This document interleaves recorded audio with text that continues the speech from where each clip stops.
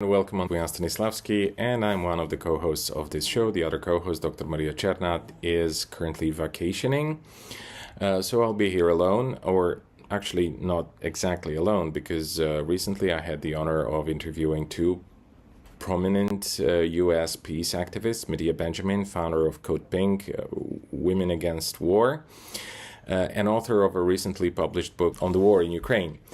And Ann Wright, a former U.S. State Department official who resigned in protest against the war in Iraq. What struck me most during this long conversation was, I think, the emotion, the passion, and the seriousness of commitment both Medea and Ann have for opposing U.S. imperialism and advocating for peace and understanding and diplomacy. And now for the interview, it's divided into three parts, each of which is equally interesting.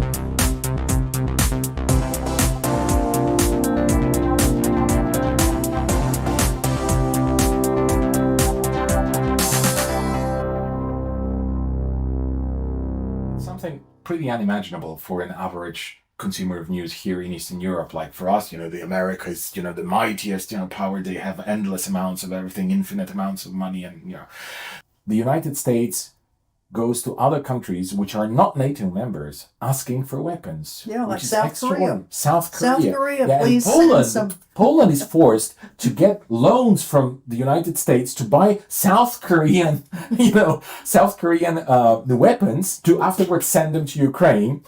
Of course, this is ridiculous on its face, but this is how things are. Then Japan, now Israel. So what? The next offensive is going to be Israeli tanks with South Korean munitions and maybe with like Japanese spare parts or something. I mean, this really sounds ridiculous. Yeah, it's a patchwork. Yeah. A patchwork trying to fill in the gaps that are increasing and trying to figure out where can we get this? How can we get the South Koreans to work with the but you're a former colonel to the U.S. Army. Can you really create an army that is a viable army that is going to participate in a war, in an old-fashioned industrial war with this hodgepodge supplies from there, and then without proper training? So, how sustainable is that? It's not, which is a rhetorical question. Yeah, it's not sustainable at all. And the attempts of the U.S. to give training, it's enough. It's not the way we would train our own U.S. folks, but it's enough for the Ukrainians to at least to learn how to use this type of tank or this new artillery piece or this aircraft. I think the F-15 idea of training Ukrainian pilots to a certain standard, but it's way below what the U.S. will mean that a lot of Ukrainian pilots get killed. Mm-hmm. Well, this brings up an issue that we haven't talked about because we said how much pressure there has been to support Ukraine, to keep this war going. But we also should recognize that both on the Russian side and on the US/NATO side, there's been a reluctance to go too far. Mm. And, you talk about the US diving into this. Well, it hasn't really, because in many ways they are afraid of getting into a war with Russia. They are. And and they've been saying that all along. We don't want to send in U.S. troops. We don't want to. Yeah, but every red line that they make for themselves, they cross it 2 weeks later. Or I know, but there's red lines and there's red lines. And the red line of getting U.S. troops involved is a real red line. And if that gets crossed, then you lose support from the American public. They don't want anybody dying. They don't want U.S. soldiers dying. But if they knew how many U.S. soldiers are in Ukraine training Ukrainians in Ukraine, besides all of the people that Ukrainians that are being trained by U.S. in Poland, in Germany, other places, and in the United States. I mean, there's flying Ukrainians to the United States to be trained in the U.S. on field artillery, on airplanes, mechanics, aircraft mechanics sort of stuff. So if the U.S. really knew how many U.S. military were in Ukraine right now, and if if by chance some sort of Russian artillery hits an area where there are a lot of Americans, and all of a sudden 50 Americans are killed, 100 Americans are killed, that'll have a big impact. Huge impact, because now you have people in office crowing, saying, isn't this the greatest thing? Without one American life being lost, we are depleting Russian military. And was it Adam Schiff who said something like, we need to get the Russians fight there so we don't have to go To fight them like here, right. And so they think this is great, just keep depleting Russia, keep having the Russian soldiers being killed, the Russian weapons being used up. And in the meantime, all we're doing is paying some money for it. We're not paying with lives. And so I think, it's important to recognize that U.S. politicians don't want to see Americans dying there, don't want a direct war with Russia, don't want to see just as the other NATO countries don't want to see this war expand. I'm not so sure about Poland, actually, but yeah, okay. Well, do you think they want to fight Russians on Polish soil? Not on Polish soil, but I think they do want to fight Russians. I mean, there's a profound sentiment in the Polish elite that they want to confront the Russians militarily, and in Ukraine, of course. In Ukraine, Yeah. right, yeah. And even the Americans, they had to pull their ears at one point at the beginning of the conflict when they said, we're going to send peacekeeping troops there. Of course, peacekeeping troops that are going to be able to defend themselves, which means literally we're going to shoot at the Russians. And then even then, the Americans said, like, are you crazy? Yeah. But if Americans start dying in Ukraine, then there will be an issue that we are directly at war. Right now, there's this ridiculous facade. We're not at war with Russia. All we're doing is supplying some weapons to these other people. Although not the American, but the German foreign minister, she said like, we're actually at war with Russia. Maybe Germany's at war, but not the United States.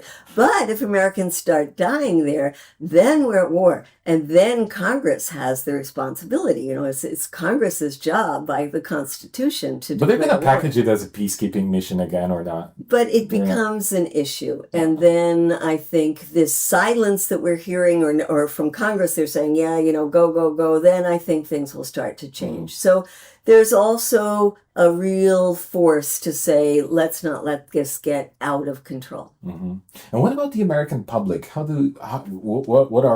is the reaction? What is the mass reaction? What is the reaction of the masses maybe to the whole PR spin around the war in Ukraine? Because you said something like people are starting to get tired. There are other important matters, domestic politics, a presidential election approaching.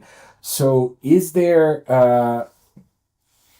are we reaching the kind of tipping point where people are just going to become indifferent to a large extent to what's going on in Ukraine? I think they are indifferent. We're all there. Americans, for the most part, don't care about foreign policy. They're very U.S. centered. When you look at the list of things that people care about, especially when it comes to election time, foreign policy issues are down at the bottom. And most people. So why is Biden so? Why does Biden need victory if they care so little? I mean, if the American public cares so little about foreign policy, why does he need this victory? Why does he?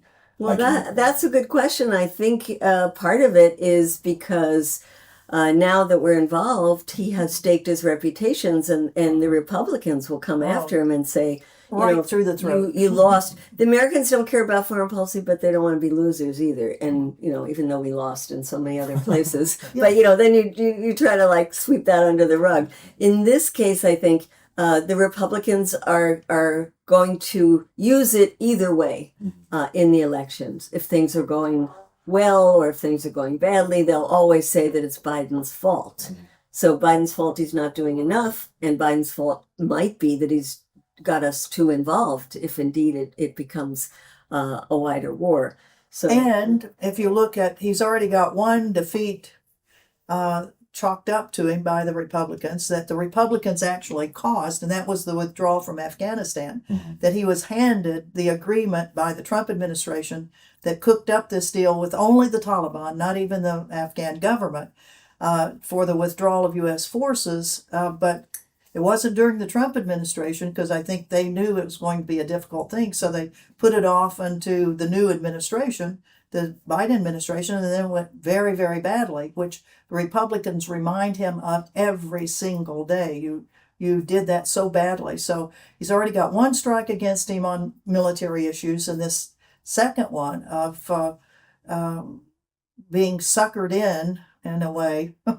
Not really. I mean, the U.S. caused this thing of the red lines, U.S. and NATO keeping pushing on Ukraine.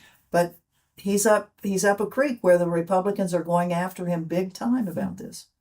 Okay, we're going to go back to that, but let's talk about red lines once more, because you said there are red lines and red lines. So one real red line, from what I gather, would be American troops participating directly in the military confrontation between the forces of the Russian Federation, be it Wagner or the regular army or the Chechens, and that's one. What about nuclear weapons? Because this is a big question mark here. And if people actually realized how close we are to this thing occurring, and everybody would be freaking out, really.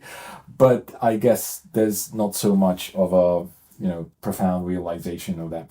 But anyway, what do you think? Is this a red line, or is this something that is being contemplated? Because we've heard repeatedly American leaders saying that, tactical nuclear weapons is not such a bad thing necessarily. It's tactical, So it seems like they're preparing the public, softening it up a little bit. What do you think?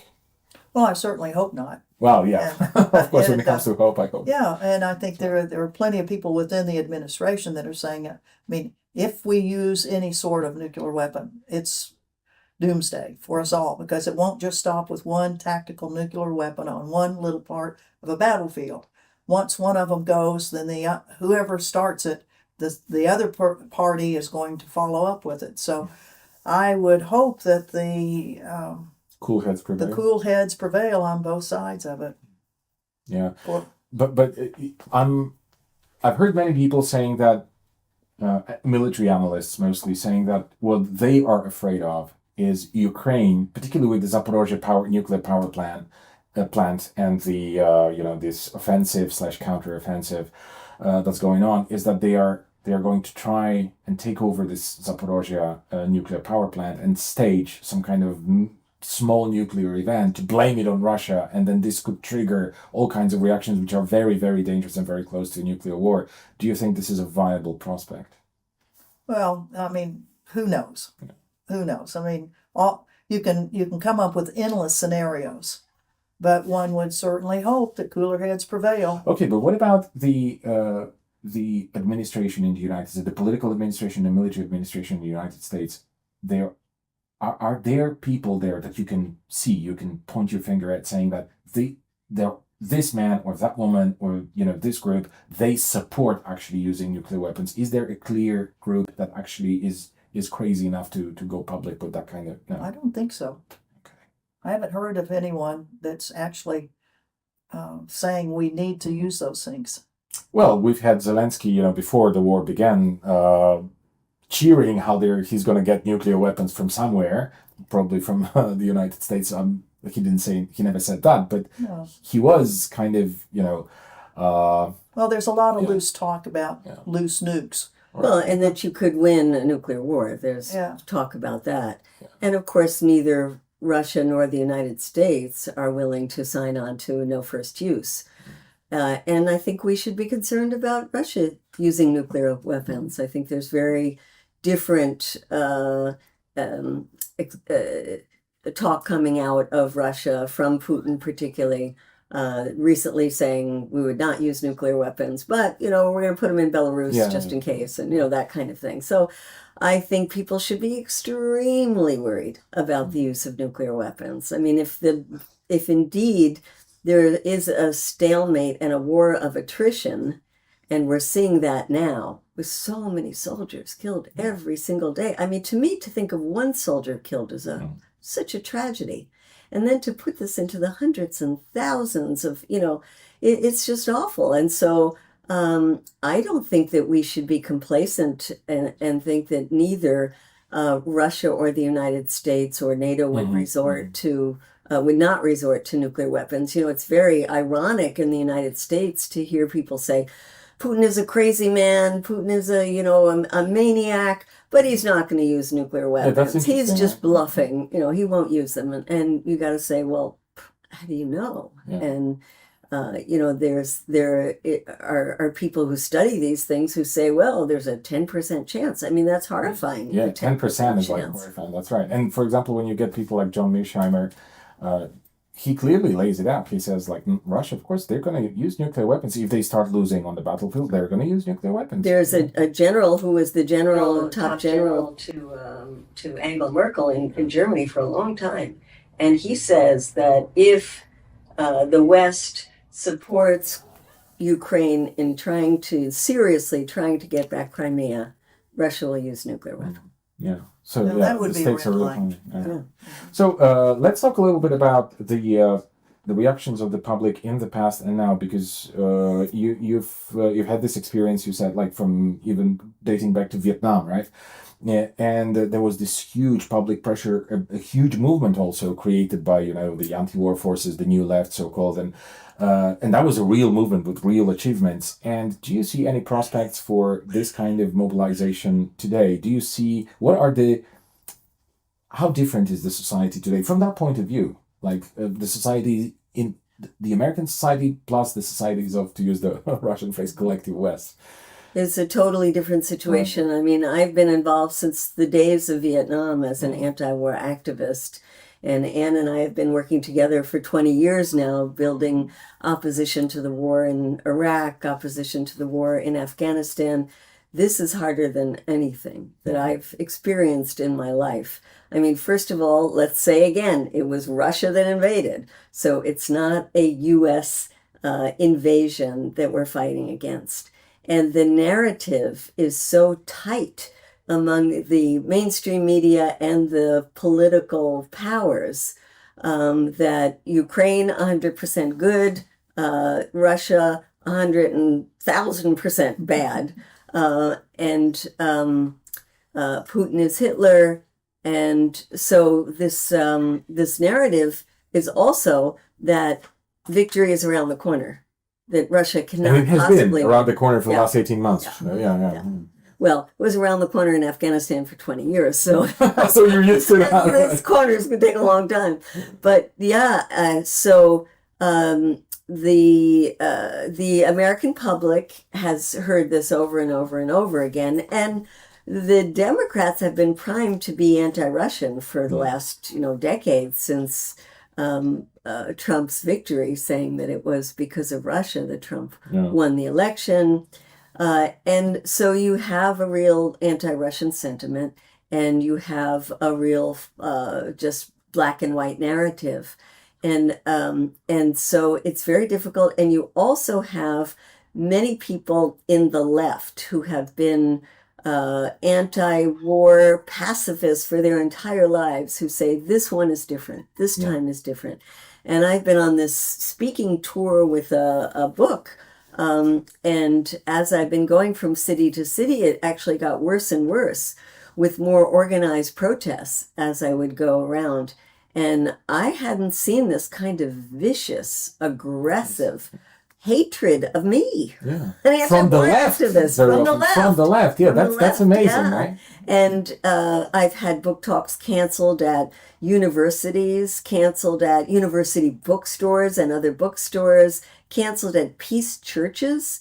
And it's really been quite a strange and discomforting experience. Yeah. I can understand if people have a different opinion, a different analysis of how this happened. You can trace it to, you say Maidan, the uprising was a purely people's uprising for dignity. And Victoria Nuland was there handing out cookies just accidentally. But she was just a tiny, she really didn't play a major part. Versus the kind of narrative that I put out in the book of saying, yes, the U.S. got very involved and played a major role in this. You can have differences and, take each part of history and you can interpret it in different ways. That is important to have intellectual and civil discussions about it. But to turn people against each other in such a vicious way because you want to end a conflict that you think is unwinnable at the battlefield, and because you all agree that you want Ukrainians to stop dying, That to me is very dangerous. Yeah. And this is new, right? This is absolutely new. And again, it's a small percentage of the population because most people don't care about Ukraine, don't know where Ukraine is and everything. That's true. It's a small percentage of the population, but yet it's the most active part of the public opinion, isn't it? And the people who would normally be organizing, activists. Yes. And the other thing to recognize that makes it even stranger is that since the progressive Democrats in Congress got knocked down last October when they came out with a letter calling for negotiations. Yeah, which was a ridiculous act of cowardice. I've never seen anything, in 24 hours. Imagine that. Yeah. Retracting their own mild letter of not even criticism, just saying that maybe we should talk. Yeah. So since that was pushed down, they have been quiet. And then the only ones speaking out are people on the extreme right, and now a little bit more not such extreme right, but still the right. Yeah. And so when you get organized protests, you get a weird configuration of people who are the organizers. Exactly, but isn't that the sad irony of our times that Tucker Carlson today speaks wiser than many of my, former, I should say, comrades today, like in terms of international relations. Donald Trump. When Donald Trump says, elect me, and within 24 hours, I will solve this problem because I'll call my good friends Zelensky and Putin. And people are, wow, what a great idea. Let's try that. Which on the surface, at least, it is a great idea. Let's try it. Yeah. So, it is a strange situation indeed, and it puts us in a very uncomfortable position. But we are dealing with that, and we are dealing with it by building up the opposition from among our allies. Again, I'd like to remind you that the Barricade is an independent media outlet based in Bulgaria, which I co-run with a colleague from Bucharest, Dr. Maria Cernat, whom I mentioned already. Check out our website, our YouTube channel, and our channels on Rumble and Odyssey. Our videos are also available on Substack, where you can also find audio versions of our podcasts and articles. Our audio productions are also available on Spotify and SoundCloud. And one more important, I think, remark: none of our videos or audios are monetized. If you see an advertisement in the middle of the podcast, feel free to skip it. It doesn't help us in any way. If you believe our journalistic efforts are important and worthy of your support, then please consider subscribing to our channel, sharing with your friends and followers, and making a one-off donation or purchasing a monthly subscription through Patreon or Substack. The description box contains all the necessary links. You can also help to support our Eastern European independent journalism by using our media company, Nonstop Media, for all kinds of commercial purposes. We've worked in media, reporting, design, video, audio, and text editing, publishing, translations, interpreting, event planning, and a variety of other fields. We have fantastic specialists on board who can do amazing things with words and images. For more information, go ahead and visit our website at nonstopmedia.eu. Thank you.